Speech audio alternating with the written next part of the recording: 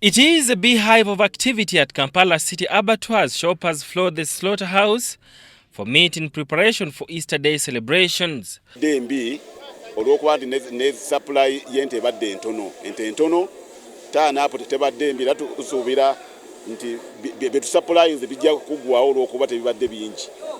Though the price of meat has been raised from 12,000 to 15,000, this has not stopped shoppers from incurring the extra costs to buy some kilograms of meat. Even the meat itself is too expensive. Reason being that we don't receive much as we are expecting to receive. So that's why we ended up, we still have our product. We are waiting for customers to come. Meat is a key ingredient for most celebrations, and Easter being one of the biggest days on the Christian calendar, it can be unexceptional.